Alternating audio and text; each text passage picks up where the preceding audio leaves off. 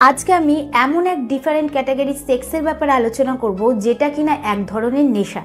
যেরকম মদের নেশা রয়েছে, ড্রাগসের নেশা রয়েছে এবং অন্যান্য যে নেশা রয়েছে তার থেকেও কিন্তু এটা ভয়ানক, যেটা শুনলে আপনি অবাক হয়ে যাবেন আর ভাববেন যে এরকমও হতে পারে।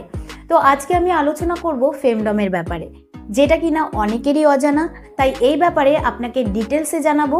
তো ভিডিওটা কিন্তু আপনার জন্য খুবই ইম্পর্টেন্ট, তাই ভিডিওটা শেষ পর্যন্ত দেখুন। নমস্কার, আমি মাধুরী দাস, হেলথ কনসালটেন্ট। তো চলুন শুরু করা যাক।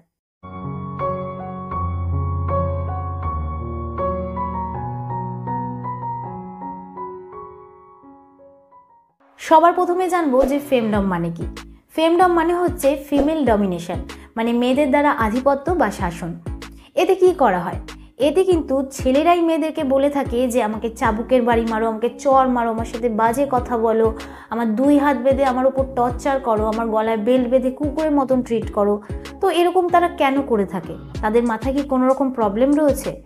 না, তাদের মাথায় কিন্তু কোনো রকম প্রবলেম নেই। তারা এটা এই কারণে করে থাকে কারণ এর থেকেই তারা উত্তেজিত হয়, তাদের ডিসচার্জ হয় এবং তারা এটা খুব এনজয় করে থাকে। তো একটা ক্যাটাগরি সেক্স হয় যেটা নর্মাল আমরা করে থাকি, যেরকম পেনিট্রেটিভ সেক্স, ওরাল সেক্স, তারপরে ফোর প্লে। তো এটা কিন্তু এক ধরনের সেক্স। আর ফেমডম কিন্তু পুরোপুরি একটা আলাদা ক্যাটাগরি সেক্স, যেটাই কিনা ছেলেরা মেয়েদের দ্বারা ডমিনেট হতে ভালোবাসে। আপনি এটা শুনে চমকে যাবেন যে 19 বছর বয়স থেকে অ্যারি ম্যাকটেন্স নামক এক মহিলা, যে কিনা একজন ডমিনেট্রিক্স, সে কিন্তু ছেলেদেরকে মেরে লাখ লাখ টাকা কামায়। আর এটা করার জন্য ছেলেরা নিজেরাই তাকে টাকা দিয়ে থাকে। আর ইনি শুধু চর মেরেই টাকা নেয় না, ইনি কিন্তু চাবুক মেরে বাজে কথা বলেও টাকা নিয়ে থাকে। আর এক একজনের কাছ থেকে ঘন্টায় 18,000 টাকা করে নিয়ে থাকে। তো এই যে ডমিনেশন রয়েছে সেটা কিন্তু অনেকে সেক্স করার সময় করে থাকে, ফোর প্লে করার সময় করে থাকে এবং অন্য সময়ও করে থাকে। তো এই ফেমডম কিন্তু এক ধরনের অ্যাডিকশন, মানে নেশা। যে এর প্রতি একবার অ্যাডিক্টেড হয়ে যায় সে কিন্তু এর থেকে সহজে বেরিয়ে আসতে পারে না। দ্বিতীয় হচ্ছে, যদি আমরা অ্যাডিকশনকে মানে নেশাকে দুভাগে ভাগ করে নিই, তাহলে 1 নম্বর হচ্ছে কেমিক্যাল অ্যাডিকশন, 2 নম্বর হচ্ছে বিহেভিয়ার অ্যাডিকশন। তো কেমিক্যাল অ্যাডিকশন কাকে বলা হয়? কেমিক্যাল অ্যাডিকশন কিন্তু যেরকম ধরুন ড্রাগস, মদ, তারপরে বিড়ি, সিগারেট, গুটকা, এগুলোর যে নেশা রয়েছে সেগুলোকে কিন্তু কেমিক্যাল অ্যাডিকশন বলা হয়। আর বিহেভিয়ার অ্যাডিকশন কাকে বলা হয়? বিহেভিয়ার অ্যাডিকশন মানে হচ্ছে যেরকম ধরুন আপনার রেড লাইট এরিয়াতে যাওয়ার নেশা রয়েছে, বা পর্ন ভিডিও দেখার নেশা রয়েছে, বা সেক্স করার খুব নেশা রয়েছে, এগুলোকে কিন্তু বিহেভিয়ার অ্যাডিকশন বলা হয়। তো আপনি জানেন যে এই অ্যাডিকশানগুলো খুব বাজে, আপনি ছাড়ার চেষ্টা করছেন, কিন্তু তাও আপনি এগুলো সহজে ছাড়তে পারবেন না। তো এই ফেমডমও কিন্তু এরকমই এক ধরনের নেশা, যেটা আপনি জানেন যে এটা ঠিক না, কিন্তু তাও আপনি এর থেকে বাইরে বেরিয়ে আসতে পারছেন না। কখনো আপনি টাকা দিয়ে মার খেতে চলে যাচ্ছেন, গালাগালি খেতে চলে যাচ্ছেন, আপনি আপনার পার্টনারকে জোর করছেন যাতে সেও আপনার সাথে এরকম করে। আবার অনেক জায়গা অনলাইনে তো এরকম হয় যে মেয়েরা টাকা নিয়ে ছেলেদের সাথে নানান রকম সেক্সের কথা বলে এবং এটা শুনে ছেলেদের ডিসচার্জ হয়ে যায় এবং তারা খুব মজা পায়। তো এই ফেমডমের নেশা অনেকের এতটাই হয়ে যায় যে মেয়েদের প্রাইভেট পার্টসে ছেলেরা লিঙ্গ ঢুকিয়ে সেক্স করতে চায় না, তারা শুধু এগুলোই করতে চায়। এছাড়া আরেক ধরনের নেশা রয়েছে যেটা ফেমডমের মধ্যেই পড়ে, সেটা হচ্ছে ফুড ফেটিস, যেটাকে আমরা ডাক্তারি ভাষায় বলে থাকি প্যাডোফিলিয়া। তো এটা কি?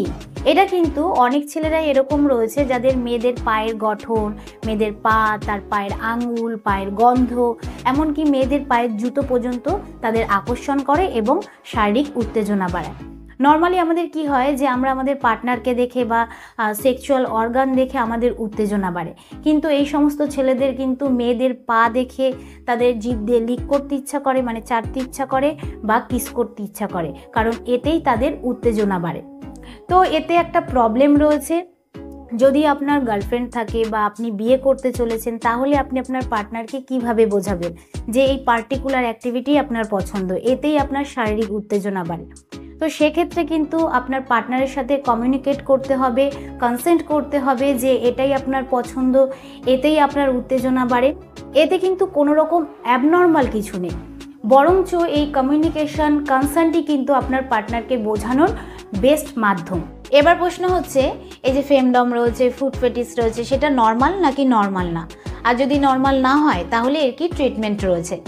দেখুন, যদি আপনি দেখেন যে এই নেশা আপনার পার্টনারের সাথে সেক্স করা পর্যন্ত সীমিত রয়েছে, বা যদি কোনো সময় আপনার কোনো মেয়ের পা ভালো লেগে থাকে, হাত ভালো লেগে থাকে বা কান ভালো লেগে থাকে, তাহলে কিন্তু এটা নর্মাল, এরকম কিন্তু হয়েই থাকে।